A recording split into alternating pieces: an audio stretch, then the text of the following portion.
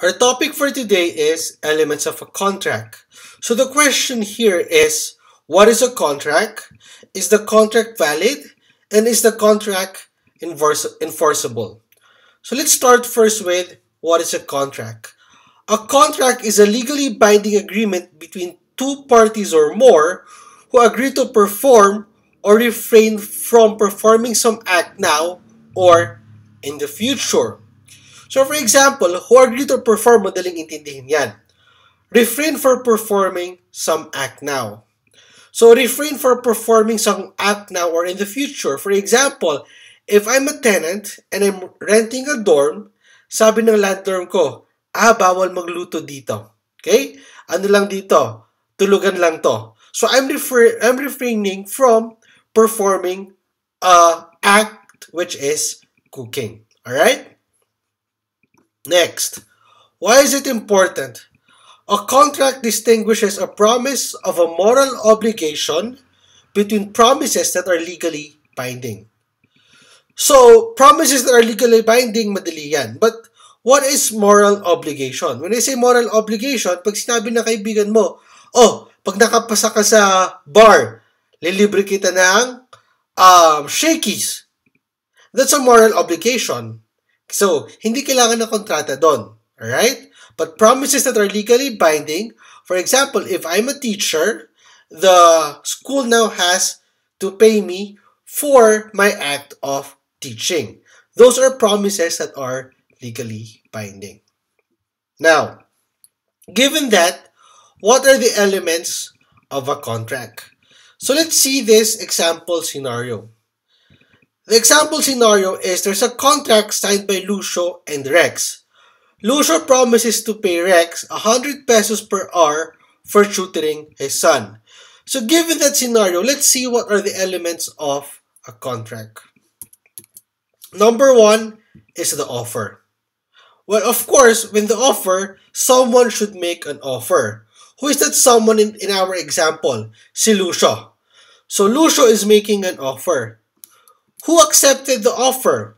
Si Rex. So in a contract, there should be an offer, which is Lucio, and acceptance. Rex should now accept or should accept that offer. Or does he like to accept that offer?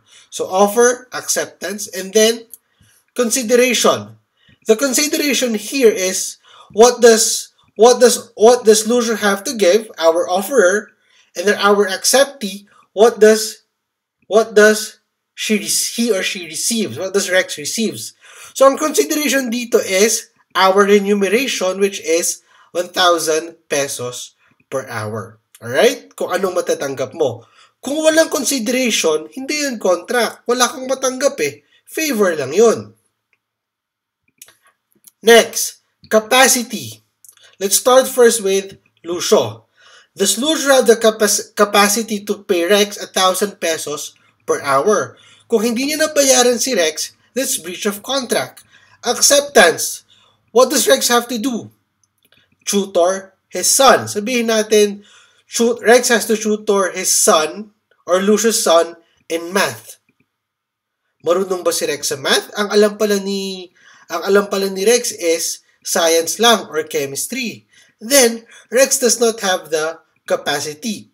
Even though Rex accepted the offer, pero pag wala siyang capacity, Lucio showed that Rex does not have the capacity to tutor his son in math, breach of contract yon. Hindi magiging enforceable yung contract. Kaya pwede mong kasuhan si Rex dahil hindi pala siya marunong. Nagkukunwari-kunwari siya.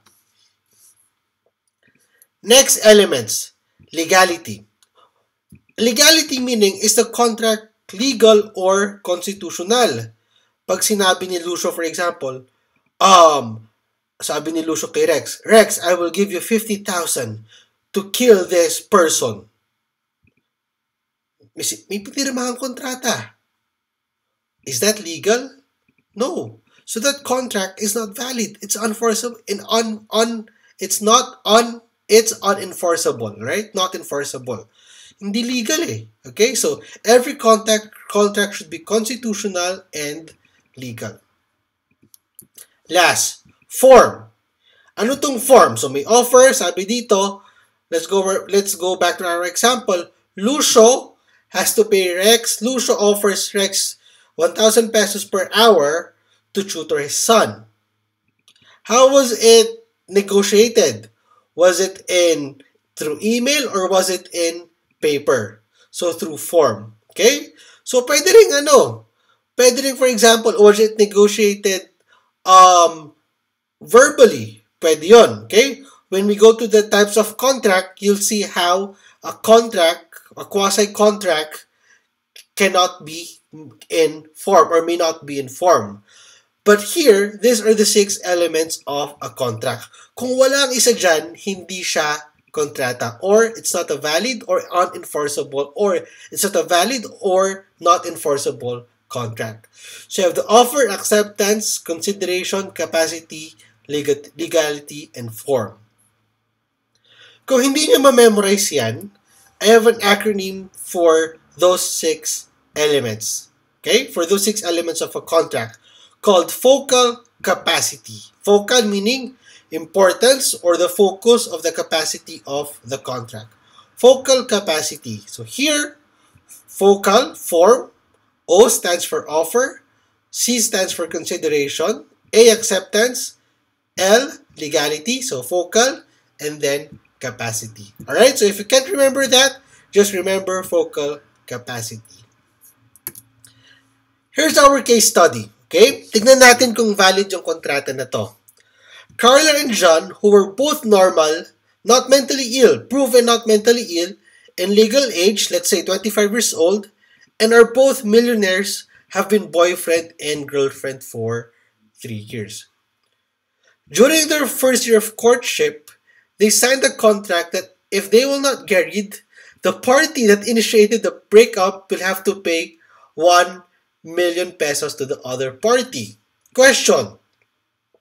Given our 6 elements of a contract, is this contract valid and enforceable? So, kindly post your answers below and subscribe. So thank you for watching and I'll see you.